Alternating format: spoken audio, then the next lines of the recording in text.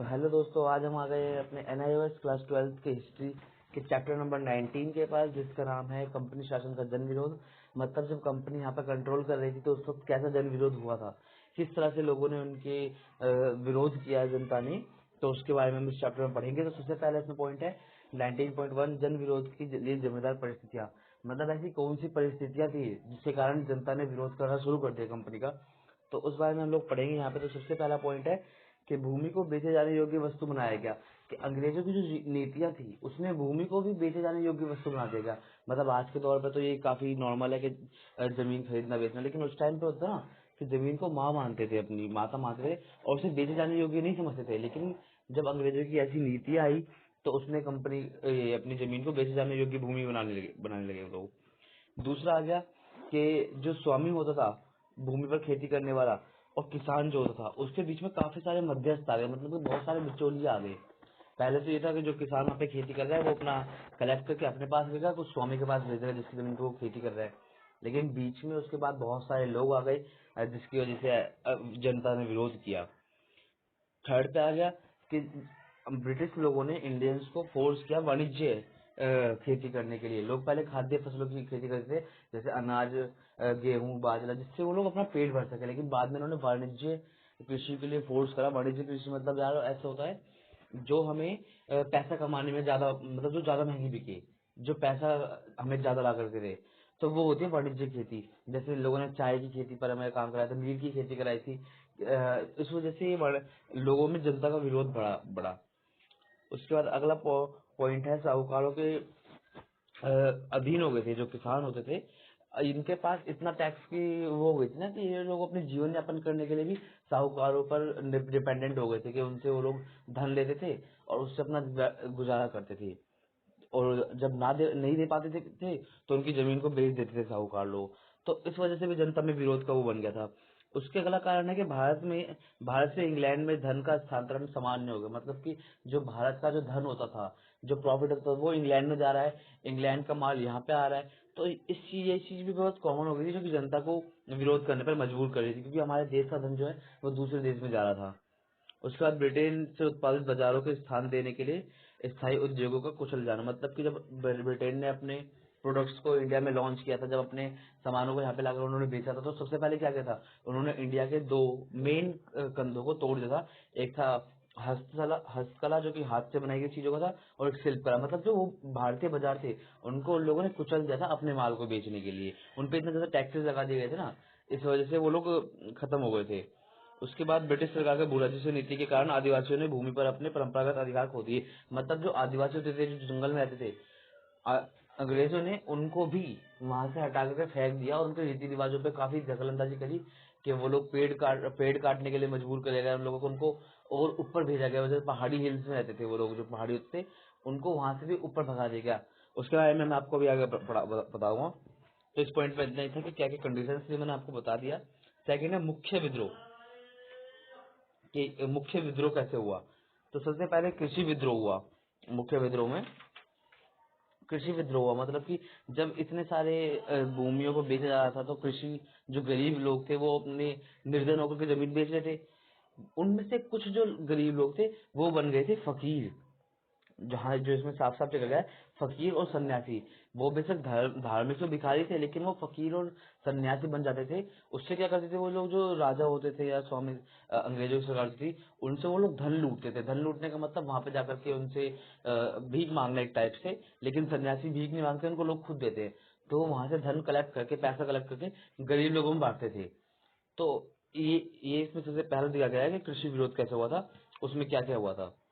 Second point जो है इसमें वो है कि किसानों ने अपने हाथों में कानून किस लिए लिया, क्योंकि किसानों के साथ बहुत ज्यादा अत्याचार हो रहा था। उनको अकाल पड़ गया था, बाढ़ आ रही है, सूखा आ रहा है, लेकिन जो कंपनी है वो लगातार उनसे टैक्स ले रही है। उनको कुछ इतनी बुरी बुरी टैक्स पॉलिसी ला रही है, जैसे कि आपको पता है स्थायी बंदोबस्त, रियायतवाड़ी। इन सब के कारण किसानों में उसके खिलाफ विद्रोह था। ठीक है। उसके बाद है आपका जो अगला पॉइंट है, कि इसी में आप कुछ और भी जोड़ सकते हैं किसान के विद्रोह में। जैसे किसान विद्रोह क्यों करता था, क्योंकि उसकी जमीन बंजर हो रही थी नील की खेती करने के बाद। क्योंकि जहाँ पे एक बार नील की खेती हो जाती है, वहाँ पे काफी टाइम तक कोई दूसरी खेती नहीं कर सकते हम लोग। तो किसान उस वजह से विद्रोह में थे। किसान के ऊपर जो टैक्स लगा रहे थे, किसान को जो फोर्स कर रहे थे इतना सारा ये अंग्रेज लोग, और किसान अपनी जमीन से हाथ धो बैठ रहा था उनके टैक्स की वजह से। इस वजह से किसानों में बहुत ज्यादा विरोध था। उसके बाद आदिवासी विद्रोह। आदिवासी विद्रोह कैसा हुआ था कि आदिवासी जो लोग रहते थे पहाड़ियों में रहते थे और वहीं पे अपना जीवन यापन करते थे। तो अंग्रेज वहां पर जाकर के इनको नहीं मार सकते थे, अंग्रेजों को ये पता था, क्योंकि वहां पे जाते थे तो वो लोग इनको मार पीट के बेच देते थे।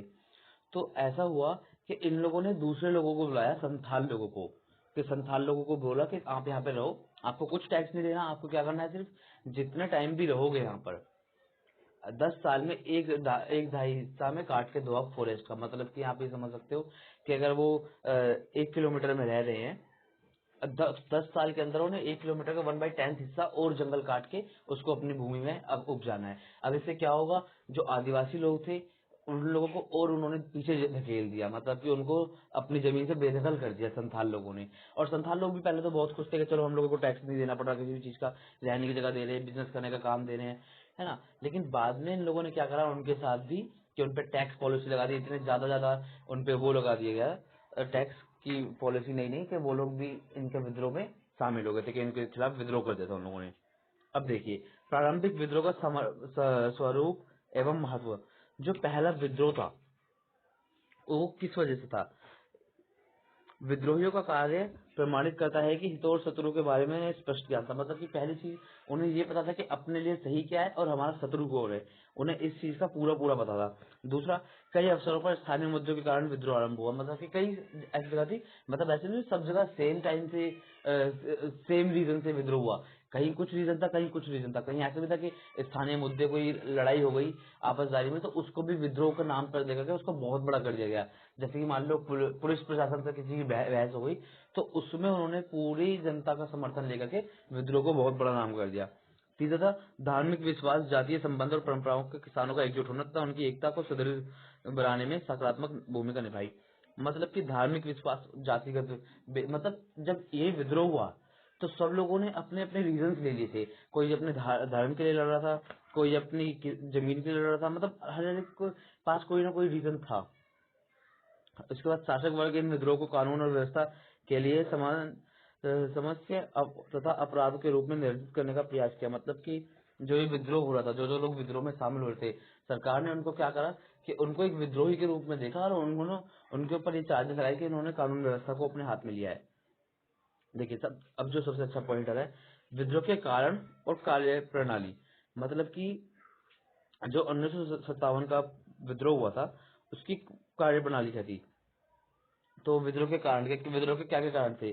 तो सबसे पहले जो विद्रोह शुरू हुआ था वो 10 मई मेरठ से शुरू हुआ था, ठीक है। और वो फिर फैलता गया, फिर वो लोग सारे मिलकर गए दिल्ली, गए बहादुर शाह जफर जो कि मुगल के अंतिम शासक थे उनके पास गए और उन्होंने उनसे कहा कि आप हमारे नेता बनिए और हमारे जो ये विद्रोह है इसका नेतृत्व कीजिए, क्योंकि बहुत सारी जनता रहेगी तो वो किसकी सुनेगी, तो उन्होंने उनको एक नेता चाहिए था। और ऐसे ही उन्होंने काफी सारे नेताओं को अपना बनाया, जैसे रानी लक्ष्मीबाई हो गई, उनमें से एक थे। अभी विद्रोह की मैंने आपको वो बताया कि क्या कारण था विद्रोह का, भू राजस्व बंदोबस्त, स्थायी बंदोबस्त, रियायतवाड़ी बंदोबस्त, मालगाड़ी, जैसे ये सारे जब शुरू किए गए थे तो किसानों से बहुत ज्यादा वो हो गए थे। ये जो आपकी किताब में लिखा है इसके अलावा कुछ ऐसे पॉइंट्स जो मैं आपको बता रहा हूँ। जैसे पहली चीज थी कि उन्होंने उनकी जो आटे की बोरियां होती थी, जो राशन उन्हें मिलता था गरीब हिंदू मुस्लिमों को, उसमें उन्होंने हड्डियों का चूरा मिलाने की अफवाह फैला दी किसी ने कि इसमें हड्डियों का चूरा मिलाया जाता है और ये हमारे धर्म को भ्रष्ट करना चाहते हैं, सबको ईसाई बनाना चाहते हैं। उसके अलावा दूसरा पॉइंट, 100 साल पहले जो प्लासी का युद्ध हुआ था 1757 में, उसके बाद एक भविष्यवाणी हुई थी कि जो हमारा देश है भारत, ये अंग्रेजों से तब आजाद होगा 100 साल बाद। तो ये भी एक 1857 की क्रांति का मुख्य कारण था कि 100 साल पहले जो भविष्यवाणी हुई थी तो उस पर लोगों ने बहुत ज्यादा भरोसा कर लिया था। तीसरा, अनेक अफवाहें फैली थी, जैसे भी मैंने आपको बताया कि अफवाह थी कि आटे की बोरियों में हड्डियों का चूरा बनाया जाता था। साथ में एक राइफल थी जिसका नाम था एनफील्ड राइफल। एनफील्ड राइफल को जो कारतूस होता था उसे अपने मुंह से खींच के चलाने पड़ती थी भाई, जो हमारी ये है बंदूक राइफल जो है।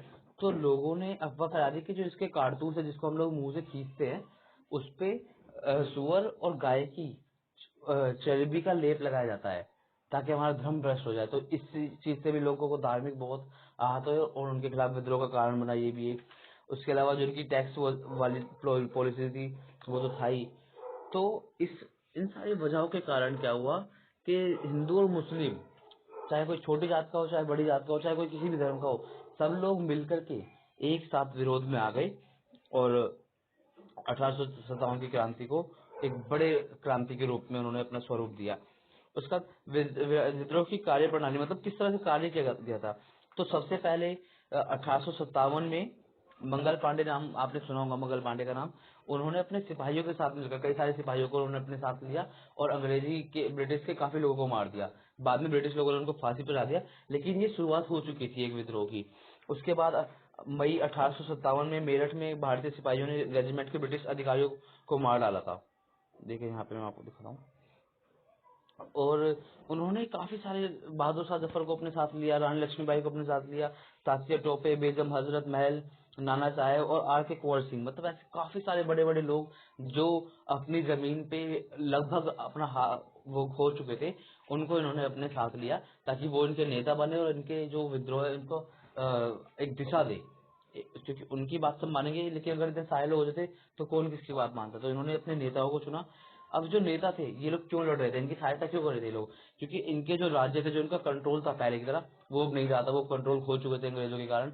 तो ये लोग चाह रहे थे कि चलो ठीक है, इनके साथ रह करके और अंग्रेजों को भगाएंगे और अपना कंट्रोल वापस स्थापित कर लेंगे। यही कारण था महत्वपूर्ण, जो इस विद्रोह के फेल होने का कारण भी बना था। 19.5 इस विद्रोह का स्वरूप एवं परिणाम, कि इसके जो विफल होने के, जो ये पूरा नहीं हो पाया विद्रोह, हमारे को आजादी नहीं मिल पाई, उसके क्या कारण थे और उसका परिणाम क्या रहा। तो इस पॉइंट में इसके बारे में बताया गया है कि 1857 को लोग मानते हैं प्रथम स्वतंत्रता का युद्ध जो हिंदुस्तानियों ने लड़ा था। तो इसमें क्या हुआ था कि किस वजह से ये लोग जो थे फेल हो गए, या ये किस तरह से हो रहा। ये काफी बड़ा युद्ध था, इसमें अंग्रेज लगभग लगभग हट चुके थे, लेकिन कुछ बातें ऐसी थी जिन वजह से उन्होंने वापस कंट्रोल पा लिया। तो सबसे पहले मैं आपको इसका कारण बताता हूँ कि वो लोग क्यों सफल रहे। तो विद्रोही जो थे, हमारे जो लोग विद्रोह करे थे, उनके पास ना तो गोला बारूद थे, ना अच्छे हथियार थे।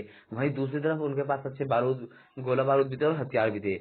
विद्रोहियों के पास संचार और केंद्रीय नेतृत्व नहीं था, मतलब कि उनके पास एक दूसरे से बात करने का कोई जरिया नहीं था। मतलब कोई अगर विद्रोह मेरठ में हो रहा है तो उसको अगर केरल से बात करें तो वो किस तरह से बात करेगा, तो कोई संचार का माध्यम नहीं था। साथ ही साथ में जो नेतृत्व है कि उसे कंट्रोल कौन करेगा, उसमें भी बहुत सारी कमियां थी। उसका विद्रोहियों को शासन समाप्त करने के अलावा भविष्य का कोई स्पष्ट राजनीति नहीं थी। मतलब कि उन्होंने ये तो सोच लिया कि इनको खत्म करना है, लेकिन उसके बाद अपने देश को चलाना कैसा है, उसकी कोई स्पष्ट नीतियां नहीं थी जो लोग थे। उसके अलावा जो व्यापारी लोग थे, काफी सारे बुद्धि वर्ग लोग थे, वो अंग्रेजों की अभी भी गुलामी करने के लिए तैयार थे, वो हिंदुस्तानियों के साथ नहीं जुड़े, जो बड़े बड़े लोग थे काफी लोग उस टाइम के।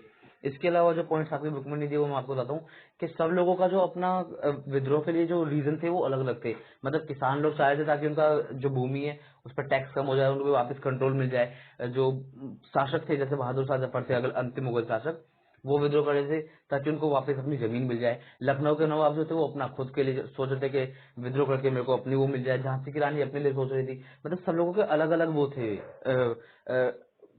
लक्ष्य, जो टारगेट होता है कि विद्रोह की क्यों है, क्या अगर हम जीतते हैं तो उसके बाद हम लोग क्या करेंगे, उनके सबके अलग अलग मोटिव थे। यही एक बहुत बड़ा कारण रहा इस विद्रोह का असफल होने का। मतलब कि ऐसा हुआ कि जैसे दिल्ली के बहादुर शाह जफर है, उन्होंने वो जीत ली दिल्ली, तो वो लोग ने दूसरे को समर्थन करने के अलावा अपने आप को कंट्रोल करने के ज्यादा उन्होंने सोचा कि दिल्ली को किस तरह से कंट्रोल करना है। उन्होंने उस चीज पे ज्यादा फोकस दे दिया, इसके बजाय कि अंग्रेजों को पूरी तरह से देश से फेंको। अब जहां पर इनकी सेनाएं कम होती गई, वहां अंग्रेजों ने वापस कंट्रोल अपना पाते गए।